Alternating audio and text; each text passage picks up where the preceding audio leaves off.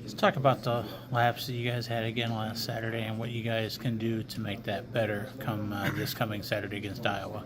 Um, I think we really, as a defense, we didn't tackle good, and we didn't come ready to play, you feel me, prepared for the game, and we got off to a slow start. We can't be doing that, and as a team, we got no, not as a team. Our offense played pretty good in the first half, but as a defense, we started off to a slow start, and we just got to pick that up for our offense because we can't be having them in shootouts like that. How do you go about doing that?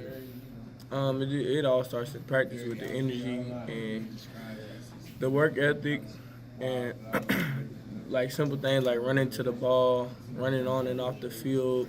Um, I don't know, paying attention in meetings, taking the right notes, and just coming with the right attitude every day. Uh, Probably didn't help them having Ozigbo the way he ran, and then Martinez was airing it out as well. So Iowa, not their defense is pretty stout. Their offense doesn't score a whole lot of points, but their defense is pretty stout. So you guys figure if you guys limit their offense, then that gives you guys a chance, or Illinois a chance once if you guys limit their offense while you guys are on defense. I feel like if we play great as a defense and limit their offense, I think we have a terrific chance at winning the game because their offense isn't really that good and they have you feel me? They have a great defense, but nobody's been able to stop our run.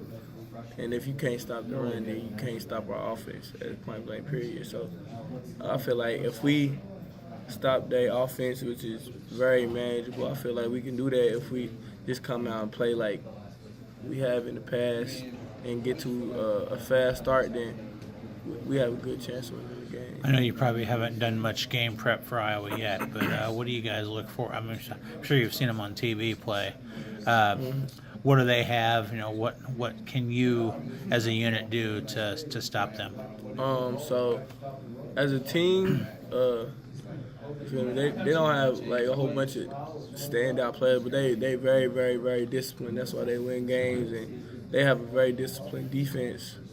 And they players know that where they have to be and what they have to do in order to put them in position to win the game. So I think if we match their discipline, like if we come out and start fast and match the discipline and just be at the right place at the right time and trust our coaches and trust the teammates, then we can capitalize on that